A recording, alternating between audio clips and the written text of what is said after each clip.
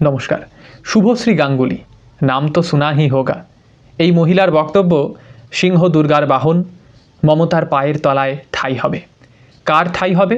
সেই IPS officer যিনি উত্তরপ্রদেশ থেকে এসেছেন এবং যাকে কার্যত দাবাং আইপিএস অফিসার বলছেন বাংলার মানুষেরা এবং মিডিয়া তো বটেই। কিন্তু এনার ওপরে এতটা রাগ কেন শুভশ্রী দেবীর?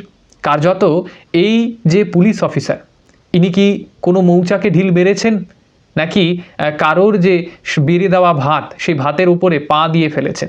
কোনটা হয়েছে? কোন কারণে এই যে শুভশ্রী গাঙ্গুলি তিনি বলছেন যে ভোটের পরে এই আইপিএস অফিসারের ঠাঁই হবে মমতা বন্দ্যোপাধ্যায়ের পায়ের তলায়? এই শুভশ্রী গাঙ্গুলি কি সেই শুভশ্রী গাঙ্গুলি যিনি মুর্শিদাবাদের ঘটনার সময় চুপ ছিলেন, যিনি বাংলাদেশের ঘটনার সময় চুপ ছিলেন, যিনি অপারেশন সিন্দুরের সময় চুপ ছিলেন? এই মহিলা কি সেই মহিলাই? প্রশ্নটা রাখলাম। আপনাদের কাছে কোনো উত্তর থাকলে অবশ্যই লিখে জানাবেন।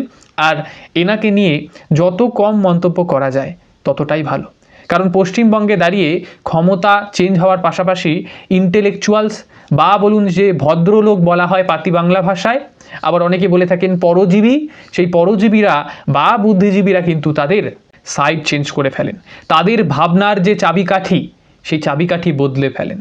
সুতরাং এই বুদ্ধিজীবীদের নিয়ে যতটা কম বলা যায় ততটাই ভালো। আমাদের পশ্চিমবঙ্গের বর্তমান পরিস্থিতিকে যদি বিবেচনা করতে হয়, আমাদের ফিরে যেতে হবে 2011 সালে। মমতা বন্দ্যোপাধ্যায় সেই সময় ভীষণ খুশি এবং একটা গদগদময় পরিস্থিতি তৈরি হয়েছে, কার্যত তার মন ভীষণ রোমাঞ্চতে ভরে গিয়েছে। এত দিনের আন্দোলন সফল হলো, এত লাঠির বাড়ি, এত গায়ের আঘাত আজ যেন সফল হলো। তিনি কার্যত শপথ গ্রহণও করলেন এবং তাদের পুরো পার্টি হলো একেবারে কংগ্রেসের প্রোডাক্ট, কংগ্রেসের সন্তান বলাটা ভালো। কংগ্রেস যখন মমতা বন্দ্যোপাধ্যায়কে এই পশ্চিমবঙ্গে দাঁড়িয়ে সভাপতি করেননি, মানে কংগ্রেসের রাজ্য সভাপতি করেননি, তখন তিনি কিছুটা গোসা দেখিয়েছিলেন এবং কার্যত তিনি একটা বাহানা দিয়েছিলেন যে কংগ্রেস আর আগের কংগ্রেস নেই। তিনি কিন্তু কংগ্রেস ছাড়লেন। তিনি কংগ্রেস ছাড়ার পরে কার্যত সেই মুকুল রায়ের রেজিস্ট্রার করা তৃণমূল কংগ্রেস সেখানে যোগ দিলেন এবং কোথাও না কোথাও তিনি পরবর্তীতে দাঁড়িয়ে আরএসএসের সঙ্গেও যোগ হলেন, বিজেপির সঙ্গেও যোগ হলেন এবং এনডিএ জোটের সঙ্গেও যোগ হলেন বলা ভালো।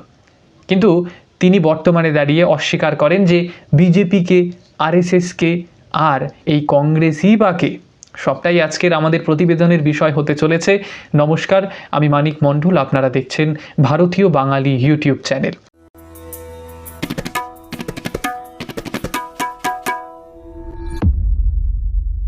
2011 সালে যখন মমতা বন্দ্যোপাধ্যায় ক্ষমতায় আসছেন, তার একটাই স্লোগান ছিল, মা, মাটি, মানুষ। এই স্লোগানকে পাথেয় করে তিনি ক্ষমতায় এসেছিলেন, অর্থাৎ মাদার, ল্যান্ড, পিপল, যার মধ্যে একটাতেও আজ কিন্তু তার মন নেই। তার মন রয়েছে শুধুমাত্র একটা গল্পের ওপরে, যেখানে সোনা এবং সোনা, মানে গোল্ড অ্যান্ড গোল্ড। সবটাই প্রতিবেদন যতটা এগোবে আপনারা বুঝতে পারবেন। নন্দীগ্রামে একটা আন্দোলন হয়েছিল, সালটা ছিল 2006 এবং 2007। সে সময় রাজনৈতিকভাবে অস্থিরতা তৈরি হয়েছিল। নন্দীগ্রামের পাশাপাশি একটা অ্যান্টি ল্যান্ড অ্যাকুইজিশন মুভমেন্ট চলেছিল সিঙ্গুরে। সে সময় আপনারা দেখতেন বহু বিজেপির কেন্দ্রীয় নেতৃত্বরাও আসতেন, বলা ভালো সেই রাজনাথ সিংও এসেছিলেন। তো সেই যে আন্দোলনগুলো হয়েছিল, এই যে সিঙ্গুরের আজকে কি পরিস্থিতি হয়েছে, সে সময় কিন্তু বিজেপি সিঙ্গুরের এই আন্দোলনকে খুব একটা সাপোর্ট করেছিল বলেও মনে হয় না। আর টাটা যে ন্যানো প্ল্যান যেটা করেছিল সেটাকে কার্যত গুজরাটে স্থানান্তর করতে হয়েছে। এবার আপনি আমায় বলুন, এইখানে কতটা কর্মসংস্থান আজ হতো যদি টাটা এখানে থাকতো? আজ ইন্ডাস্ট্রিয়ালাইজেশন কতটা কি বাড়ত সেটাও আপনারা জানেন। সেই আন্দোলনের ফলে সেখানকার মানুষ কি পেলেন? না তারা সেই জমিতে চাষ করতে পারেন, না সেই জমিতে নতুন কোনো ইন্ডাস্ট্রিয়াল এরিয়া তৈরি করা হয়। সুতরাং এটা শুধুমাত্র একটা রাজনৈতিক ট্যাকটিক্স, মমতা বন্দ্যোপাধ্যায়ের ক্ষমতায় আসার শুধুমাত্র একটা পাথেয় মাত্র। সেই যে ভদ্রলোকের গোষ্ঠী, এই যে ইন্টেলেকচুয়ালসদের কথা বলছিলাম, এই শুভশ্রী গাঙ্গুলির মতো ইন্টেলেকচুয়ালস, তারা এতদিন বামপন্থী ছিলেন, তখন দাঁড়িয়ে তারাও তৃণমূলের দিকে ঝুঁকলেন। 2011 সাল, সেই সময় দাঁড়িয়ে এই ভদ্রলোক, তথাকথিত ভদ্রলোকেরা, ইন্টেলেকচুয়ালসরা, তাদের যে অদৃশ্য ভাবধারা, অদৃশ্য এই কারণেই বলছি কারণ তারা নির্দল হওয়ার একটা মুখোশ পরে থাকেন। কিন্তু আদেও এই বুদ্ধিজীবীরা কোনো নির্দল হয় না। এনারা যারা রুলিং ক্লাস থাকে, যারা কার্যত শাসক দলে থাকেন, তাদের হয়েই ব্যাটিং করেন। আপনারা যদি 2011 সালের ভোট পার্সেন্টেজ একটুখানি মনে করার চেষ্টা করেন, তবে দাঁড়িয়ে আজকের সঙ্গে 2011 সালের যে রেলেভেন্স, প্রাসঙ্গিকতা, সেটা বুঝতে পারবেন। সে সময় 84% ভোট পড়েছিল। আর এতগুলো ভোট তখনই পড়ে যখন দাঁড়িয়ে একটা চেঞ্জ আসে, অর্থাৎ পরিবর্তন আসে। সে সময় পরিবর্তন হয়েছিল ঠিকই, কিন্তু তৃণমূল নেতাদের পরিবর্তন হয়েছিল।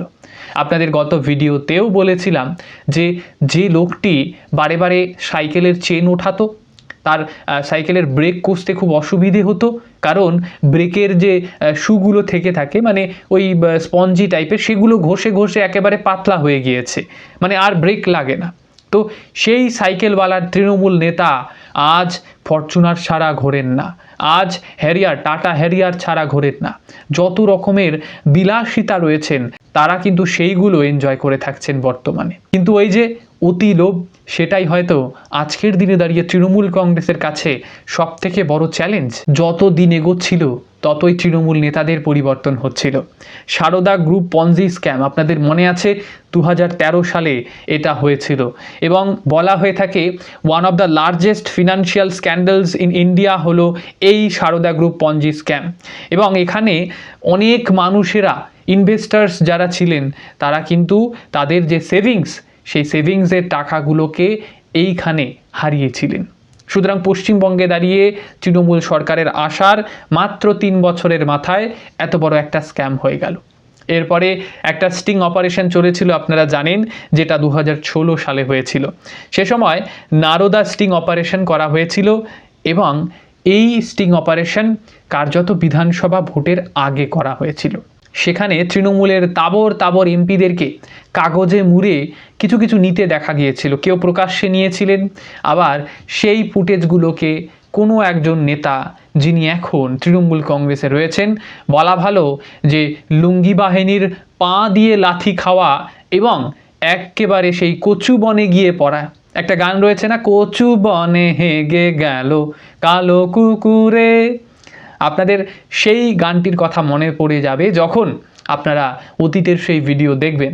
যখন সালটা 2022, তারপর থেকেই কোথাও না কোথাও শুরু হয়ে গেল সিবিআই ইডির ধরপাকড় এবং যতদিন এগুলো দেখা গেল যে এসএসসি স্ক্যাম হয়েছে, প্রায় 50 কোটি টাকার ওপরে একটা দুর্নীতি হয়েছে এবং সেই দুর্নীতিতে মেইন যিনি অভিযুক্ত তিনি আর কেউ নন, সেই পার্থবাবু। আবার আরও একজন স্বনামধন্য ব্যক্তি সেই বালুবাবু, যিনি আবার টিকিট পেয়েছেন, তিনিও একজন অপর অভিযুক্ত। সেই কেষ্টবাবু, যিনি লটারিতে ব্ল্যাককে হোয়াইট করেন, অনেকে অভিযোগ করে থাকেন, আমি বলছি না। সেই কেষ্টবাবু, যিনি পুলিশ অফিসারদেরকে কার্যত গালিগালাজ করতে পিছপা হন না। সেই যে অমূল্য ধন তৃণমূল কংগ্রেসের, তারা আজ বাইরে ঘুরে বেড়াচ্ছেন। এবার সালটা যখন 2024 হচ্ছে, তখন আরজি করের ঘটনা ঘটল। এই আরজি করের ঘটনার সময় যারা সবথেকে বেশি চাতুরিকতা দেখিয়েছিলেন তারা হলেন বাম। এই লেফটরা কার্যত সেই আন্দোলনকে হাইজ্যাক করতে চেয়েছিলেন। এই আরজি করের যে মৃতার পরিবার, তাদেরকে হাইজ্যাক করতে চেয়েছিলেন। কোথাও না কোথাও এনাদের উদ্দেশ্য কিন্তু একটা পলিটিক্যাল উদ্দেশ্য ছিল। নইলে পরে বিজেপি যখন এই আন্দোলনে সামিল হতে যাচ্ছিল, তাদেরকে কেন এই বামেরা আটকে ছিল? কেন তারা কার্যত এই যে আইসোলেটেড করে রাখার চেষ্টা করেছেন? তারা নিজেদের পার্টির জন্য আরজি করের ঘটনাকে ক্যাম্পেইনের জন্য ব্যবহার করার পরিকল্পনা নিয়ে ফেলেছিলেন। নইলে পরে এতটা আইসোলেশন কেন? কেন অন্য রাজনৈতিক দলেরা প্রবেশ করতে পারবেন না? সবটা কিন্তু একেবারে প্রশ্নচিহ্নের মুখে রয়েছে। ঠিক যেমনটা মমতা বন্দ্যোপাধ্যায় করেছিলেন সেই 2006-07 সালে দাঁড়িয়ে, সেই নন্দীগ্রাম থেকে শুরু করে সিঙ্গুরের আন্দোলন যেগুলো হয়েছিল। তৃণমূল কংগ্রেস আর লোভ একে অপরের পরিপূরক, অনেকেই বলে থাকেন। একটা গ্রিক মিথোলজির কাহিনী আপনাদের শোনাই। এইখানে একজন রাজা মিদাস, তাকে কার্যত ডায়োনিসাস বলে একজন গড, তিনি বললেন যে তোমার যা ইচ্ছে রয়েছে, তোমার যা উইশ রয়েছে, খোলাখুলিভাবে বলতে পারো, আমি সেটাকে গ্রান্ট করব, আমি সেটাকে পূরণ করার চেষ্টা করব। এবার সেই মিদাস ছিলেন অত্যন্ত লোভী মানুষ, কারণ তিনি চেয়ে বসলেন যে আমি যা কিছু টাচ করব সেটাই গোল্ডে রূপান্তরিত হয়ে যাবে, সোনায় রূপান্তরিত হয়ে যাবে। আমি এমন ধরনের একটা উইশ চাইছি। এবার সেটা গ্র্যান্ট করলো সেই যে গড। এবার যতটা সময় এগোচ্ছিল ততটাই এই রাজা কিন্তু বুঝতে পারছিলেন তিনি খুব একটা ভালো কাজ করেননি, কারণ তিনি যা ছুঁচ্ছেন তাই কিন্তু সোনায় রূপান্তরিত হয়ে যাচ্ছে। জল খেতে যাবেন, জলের গ্লাস সহ জল সহ সোনায় রূপান্তরিত হয়ে যাচ্ছে। তিনি যখন কোনো মাছে হাত দিচ্ছেন, মাছ কিন্তু সোনায় রূপান্তরিত হয়ে যাচ্ছে। ফুডে হাত দিচ্ছেন, ফুড সোনায় রূপান্তরিত হয়ে যাচ্ছেন। জল খেতে যাচ্ছেন, জল খেতে পারছেন না।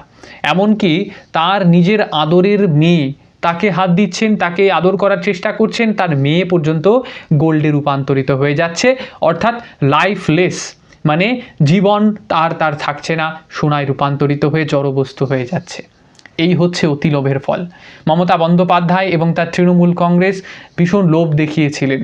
এসএসসি স্ক্যাম থেকে শুরু করে যাবতীয় রকমের দুর্নীতি, এই দুর্নীতিগুলোর কারণেই আজকে মমতা বন্দ্যোপাধ্যায়ের দলের এই করুণ দশা। আপনারা কি মনে করছেন এই যে দুর্নীতিগুলো তৃণমূল কংগ্রেস চালালেন, এর প্রভাব কি ভোট বাক্সে পড়বে, মানে পড়ে গিয়েছে, নাকি আবারও মানুষ সেই 2016 সালের মতো যখন দাঁড়িয়ে স্টিং অপারেশনে তাদের নেতাদেরকে সেই বান্ডিল টাকা নিতে দেখেও মানুষ ভোট দিলেন, 2021 সালে দাঁড়িয়েও যখন মমতা বন্দ্যোপাধ্যায়কে পশ্চিমবঙ্গের মানুষ দুর্নীতি করা সত্ত্বেও ভোট দিলেন, একই রকমভাবে কি 2026-এও তারা ভোটটা দিয়ে বসে আছেন? কারণ মমতা বন্দ্যোপাধ্যায় তো ভীষণভাবে একেবারে নিশ্চিত হয়ে পড়েছেন। তিনি বলছেন আমি 226টা পেরিয়ে 230ও হয়ে যেতে পারে। তাই অনেকে ব্যঙ্গ করে বলছেন আপনি 300টাও পেয়ে যেতে পারেন, 300টা তো সিটই নেই। কিন্তু এটা একটা ব্যঙ্গাত্মক, অনেকেই মন্তব্য করছেন যে মমতা বন্দ্যোপাধ্যায় আদৌ সরকারে আসতে পারবেন না। এখন সবটাই কিন্তু সম্ভাবনা, কারণ রাজনীতির সম্ভাবনার শিল্প আবারও বলতে হচ্ছে। চ্যানেলে নতুন হলে চ্যানেলটিকে সাবস্ক্রাইব করে বেল আইকনটি প্রেস করবেন। আপাতত অসংখ্য ধন্যবাদ।